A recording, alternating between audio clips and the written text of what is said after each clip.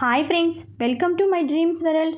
ఒక మంచి రోజున సురేష్, భారతి, శేఖర్, సుమతి వీళ్ళందరి సాయంతో గుడిలో మూడు ముళ్ళ బంధంతో తమ ప్రేమని పండించుకున్నారు రాజ్, సింధు.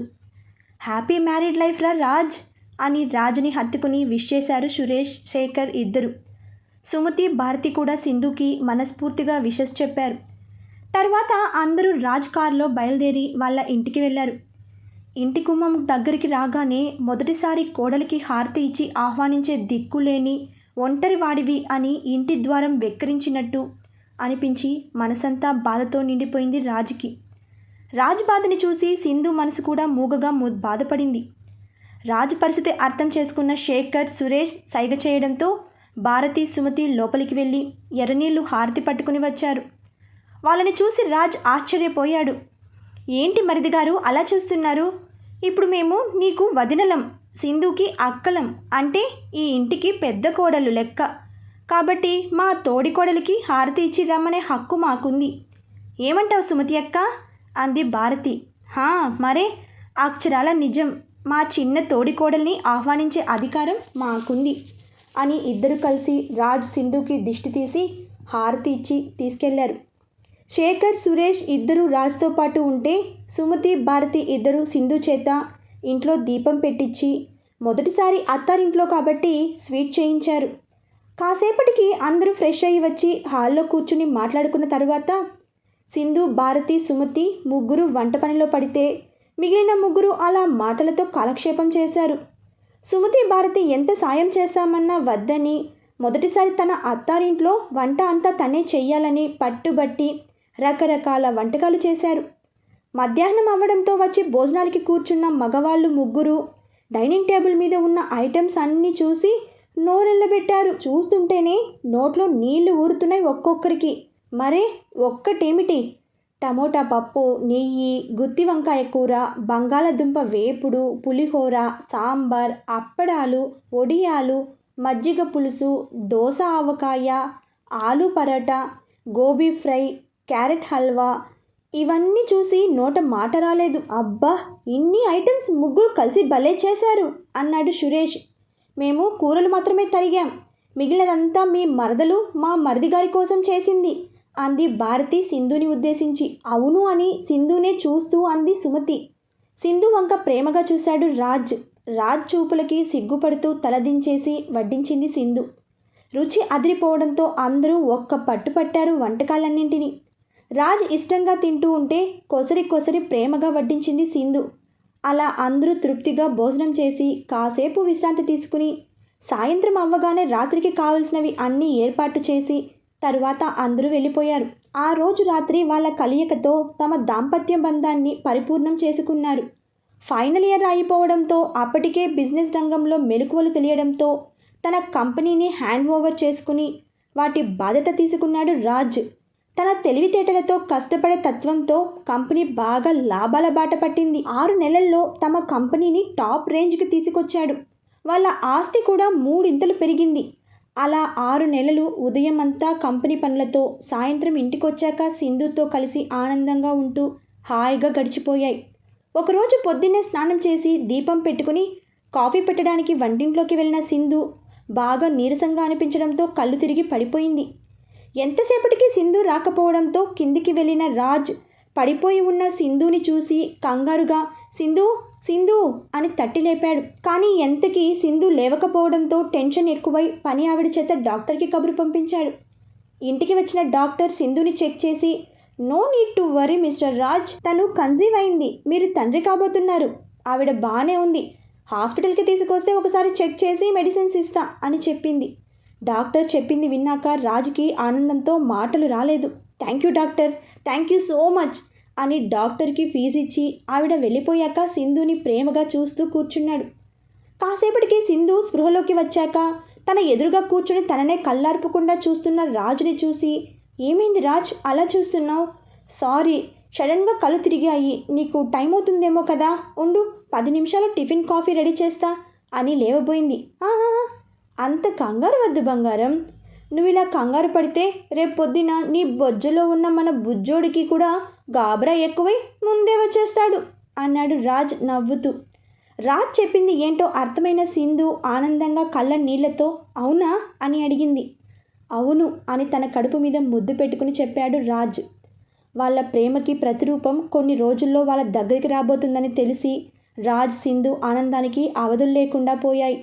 భారతి, సురేష్, శేఖర్, సుమతి అందరినీ ఇంటికి భోజనానికి పిలిచి వాళ్ళ హ్యాపీనెస్ని షేర్ చేసుకున్నారు రాజ్, సింధు. అందరూ చాలా ఆనందపడ్డారు.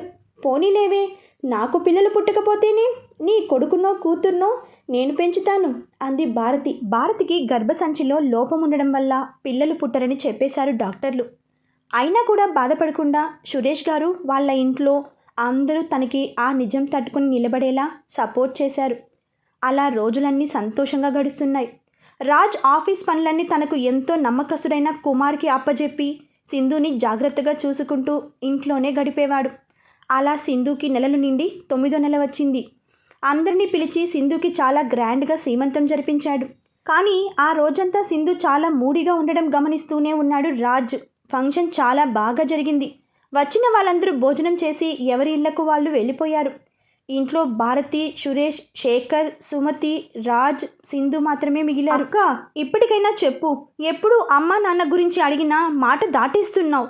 ప్లీజ్ అక్క, వాళ్ళని ఒకసారి చూడాలని ఉంది అని అడిగింది సింధు కళ్ళలో నీళ్లతో.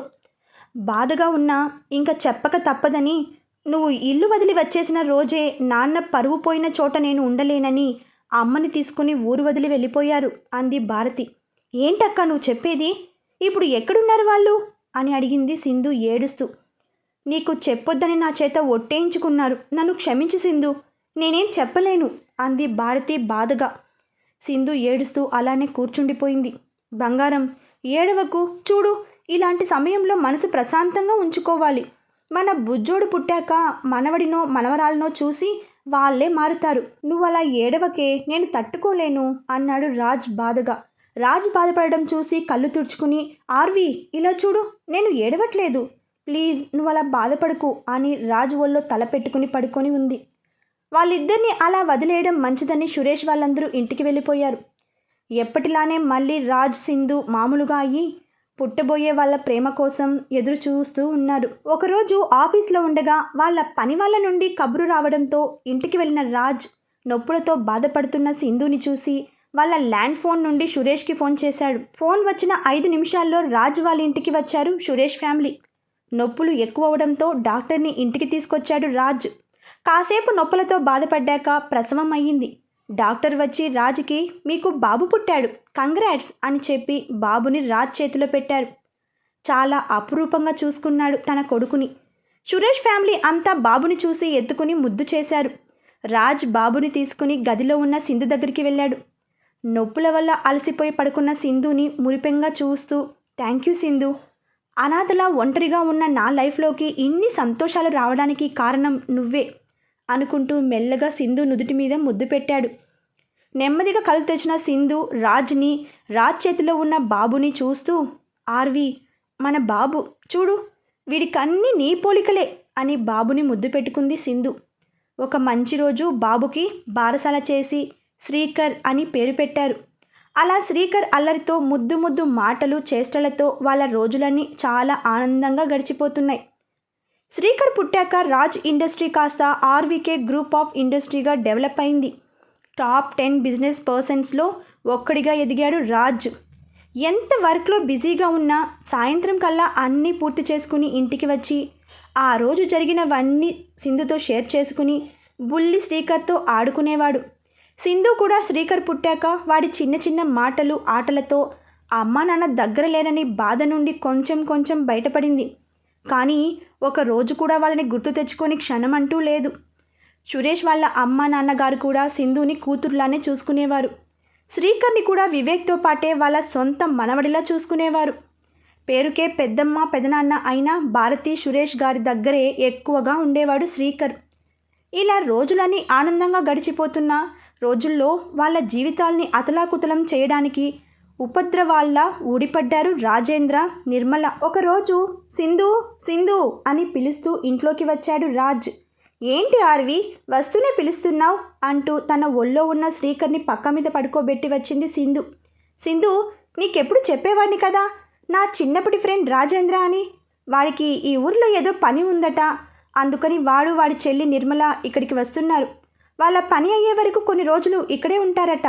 బయట ఎక్కడో ఎందుకని మన ఇంట్లోనే ఉండమన్నా అని చెప్పాడు రాజ్. అవునా, చాలా బాగా చెప్పావు ఆర్వి. చిన్నప్పటి ఫ్రెండ్ అన్నావు కదా, అందులోనూ వాళ్ళ చెల్లి కూడా ఉందన్నావు. ఆడపిల్లతో బయట ఎందుకు ఉండడం, వాళ్ళని ఇక్కడే ఉండమందాం. నేను రాముకి చెప్పి పైన ఉన్న గదులు రెడీ చేయిస్తాను అని పని అబ్బాయిని రాముని కేకేసి పని పురమాయించింది సింధు. ఆ రోజు సాయంత్రమే తన చెల్లి నిర్మలతో సహా రాజ్ ఇంటికి వచ్చాడు రాజేంద్ర. ఇంట్లోకి రాగానే రాజేంద్రని హత్తుకుని ఎలా ఉన్నావురా అని అడిగాడు రాజ్. బాగున్నారా, నువ్వెలా ఉన్నావు? నేను బానే ఉన్నారా. తను నా భార్య సింధు అని సింధుని పరిచయం చేసి మా కొడుకు శ్రీకర్ అని చూపించాడు రాజ్. నమస్తే అని పలకరించింది సింధు.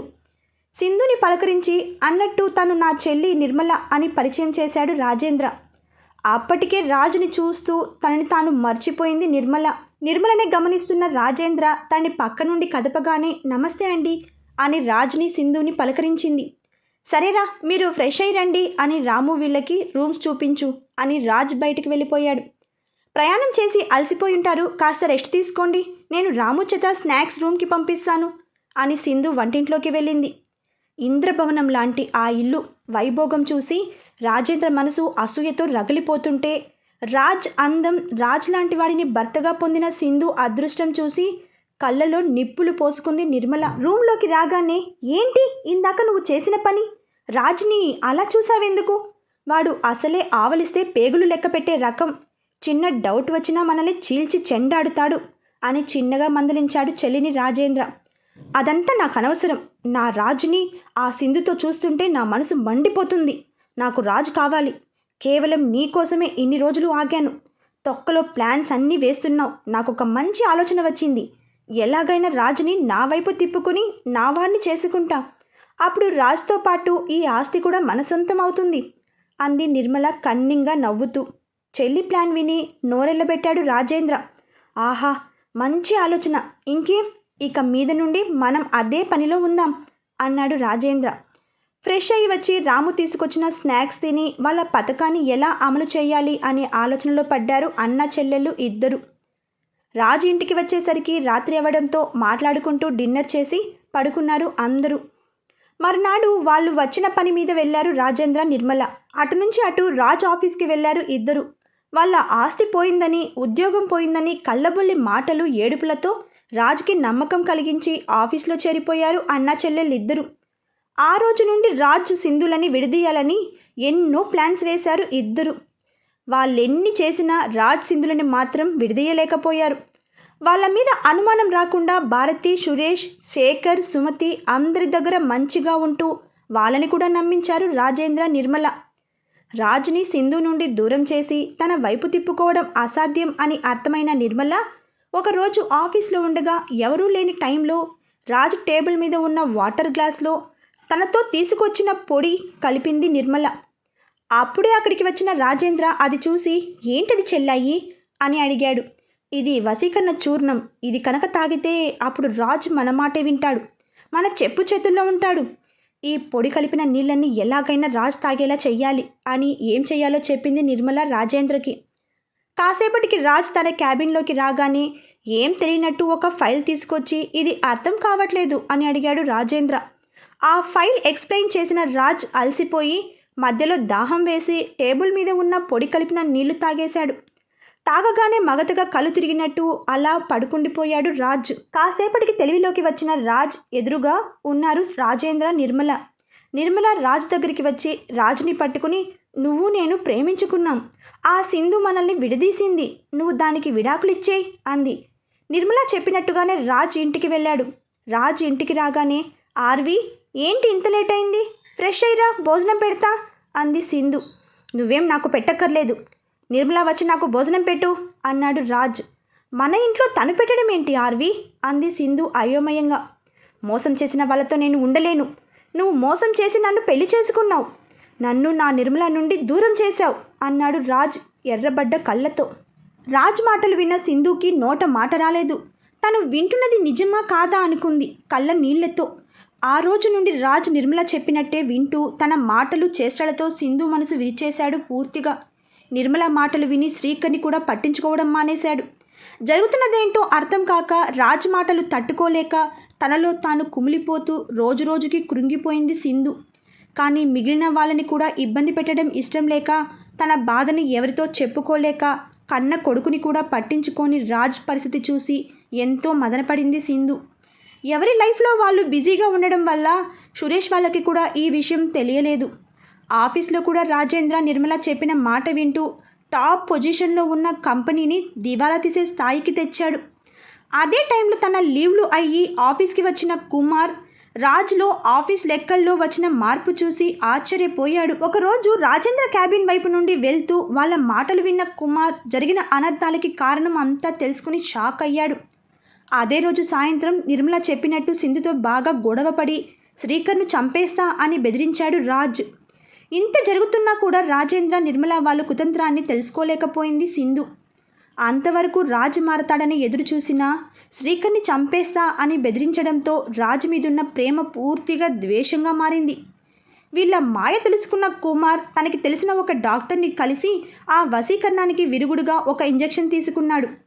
రాజేంద్ర నిర్మల ఆఫీస్లో లేని టైం చూసి రాజ్కి స్పృహ తెప్పించి ఆ ఇంజెక్షన్ వేశాడు. తెలివి వచ్చిన తర్వాత కుమార్ ద్వారా జరిగింది తెలుసుకున్న రాజ్లో అగ్నిపర్వతం బద్దలైంది.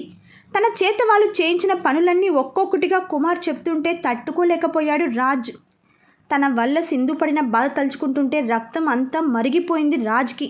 బాస్టర్డ్స్, స్నేహితుడు అని నీడ ఇస్తే నన్ను నాశనం చేయాలని చూస్తారా? వీళ్ళ వల్ల నా సింధు ఎంత నరకం అనుభవించింది, అంతకు 100 రెట్లు వీళ్ళు అనుభవించేలా చేస్తా అని ఇంటికి బయలుదేరాడు రాజ్. ఎలాగైనా సింధు శ్రీకర్ల అడ్డు తొలగించాలని వెళ్ళారు రాజేంద్ర నిర్మల. ఇంటికి వెళ్ళిన రాజేంద్ర శ్రీకర్కి అన్నం తినిపిస్తున్న సింధుని వెనక నుండి ఒక పెద్ద కర్రతో తల మీద బలంగా కొట్టాడు. ఆ దెబ్బకి స్పృహ తప్పి పడిపోయింది. అలా పడిపోయిన సింధుని చూసి గట్టిగా ఏడుపందుకున్నాడు శ్రీకర్. శ్రీకర్ని కూడా చంపాలని దగ్గరికి వెళ్తున్న నిర్మల, రాజేంద్ర, రాజ్ అరుపు విని ఆగిపోయారు. కోపంతో ఎర్రబడ్డ కళ్ళతో ప్రళయకాల రుద్రుడిలా కనిపిస్తున్న రాజ్ని చూడగానే భయంతో వెనకడుగు వేసిన రాజ్ ఇంకా తమ చెప్పు చేతుల్లోనే ఉన్నాడనే ధైర్యంతో, చూసావా రాజ్, ఈ సింధు నన్ను చంపబోయింది, అందుకే అన్నయ్య దాన్ని కొట్టాడు అంది ఏడుపు నటిస్తూ. పూర్తిగా సహనం కోల్పోయిన రాజ్, ఇంకా ఆపండి అని అరిచాడు. రాజ్ కోపం చూసి గొంతు తడారిపోయింది ఇద్దరికి. ఎంత నమ్మానురా నిన్ను, చీ, నిలవడానికి నీడ కూడా లేదు, ఆడపిల్లతో ఎలా ఉండాలి అని బాధపడుతుంటే పోనీలే కదా అని చేరదీస్తే నా వేలితో నా కన్నే పొడవాలని చూస్తారా? నా ప్రాణానికి ప్రాణమైన సింధుని నేనే బాధ పెట్టేలా చేశారు కదా అని రాజేంద్రని కొట్టడానికి వస్తుంటే 10 మంది రాజుకి అడ్డంగా నిలిచారు.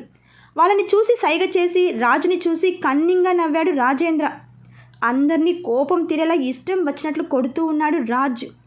రాజుని అలా చూసిన ఇద్దరికి భయంతో చెమటలు పట్టేశాయి. అలా కొడుతుండగా వెనక్కి తిరిగి ఉన్న రాజుని పొడిచాడు రాజేంద్ర. అలా పొడవడం వల్ల శక్తి సన్నగిలిన రాజ్ తాను ఇంకా ఎక్కువసేపు పోరాడలేడని అర్థమై ఎలాగైనా సింధు శ్రీకర్ని కాపాడాలని ఇద్దరిని అక్కడి నుండి తప్పించి సింధుని ఎవరికి తెలియకుండా దగ్గరలో ఉన్న హాస్పిటల్లో జాయిన్ చేసి, అప్పటికే రాజేంద్ర మనుషులు తన వెంట పడటంతో వెనకదారి నుండి శ్రీకర్ని తీసుకుని సురేష్ ఇంటికి వెళ్ళాడు. రాజ్ని అలా చూసిన సురేష్ కంగారుగా ఏమైంది అని అడిగాడు. ఇప్పుడు అవేం చెప్పే పరిస్థితుల్లో లేను, నా దగ్గర అంత సమయం కూడా లేదు, వీడిని నీ బిడ్డలానే పెంచు, నేను తొందరలోనే వస్తాను అని శ్రీకర్ని సురేష్కి ఇచ్చాడు. అంతలో అక్కడికి భారతి వచ్చింది. సింధు ఏది అని అడిగారు ఇద్దరు. ఇప్పుడు అవన్నీ చెప్పే టైం లేదు, వస్తా అని వెళ్ళిపోయాడు రాజ్. హాస్పిటల్లో తెలివి వచ్చిన సింధు తన్ని కొట్టింది రాజే అనుకుని శ్రీకర్ని ఏం చేస్తాడో అన్న భయంతో ఉన్న పలంగా నర్సు పిలుస్తున్నా పట్టించుకోకుండా ఏడుస్తూ వెళ్ళిపోయింది. సింధు వెళ్ళిన కాసేపటికి రాజ్ వచ్చి సింధు లేకపోవడంతో అక్కడ నర్సుని అడిగితే ఆవిడ ఏడుస్తూ వెళ్ళిపోయింది సార్ అని నర్సు చెప్పింది. అది విని కంగారుగా సింధుని వెతుక్కుంటూ వెళ్తాడు. వాళ్ళ ఇంటికి వెళ్ళిన సింధుకి ఇంట్లో ఎవరూ లేకపోవడంతో రాజే శ్రీకర్ని తీసుకెళ్ళిపోయి ఏదైనా చేసుంటాడేమో అనుకుని ఏడుస్తూ భారతి దగ్గరికి వెళ్ళాలని అనిపించినా ఎవరిని కలవకూడదు అనుకుని అలానే దూరంగా వెళ్ళిపోయింది. సింధు కోసం ఎంత వెతికినా కనపడకపోవడంతో డిప్రెషన్లోకి వెళ్ళిపోయాడు రాజ్. అలా సింధుని వెతుకుతూ ఎక్కడికి వెళ్ళాడో ఎవరికీ తెలియలేదు. తర్వాత సురేష్ గారు, శేఖర్ గారు ఎంత ప్రయత్నించినా రాజ్ సింధుల ఆచూకీ తెలియలేదు.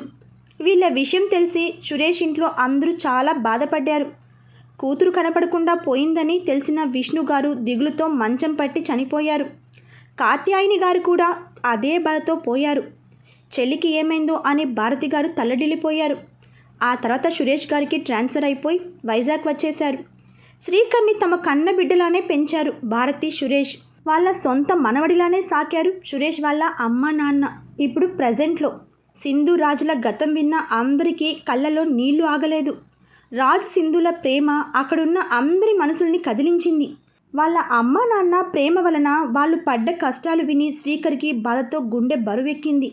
జో, నిషా, వివేక్, సంతోష్ అయితే సింధు గారిని పట్టుకుని ఏడ్చేశారు. మరి ఆ రాజేంద్ర, నిర్మల ఏమయ్యారు మావయ్య అని అడిగాడు సంతోష్. ఏమై ఉంటారు, ఏం చేద్దాం? కామెంట్ చేయండి ఫ్రెండ్స్. మీకు ఈ నవల నచ్చినట్లయితే లైక్ చేయండి, సబ్స్క్రైబ్ చేయండి, బెల్ ఐకాన్ని ప్రెస్ చేయండి. బాయ్ ఫ్రెండ్స్, మరొక భాగంతో కలుసుకుందాం.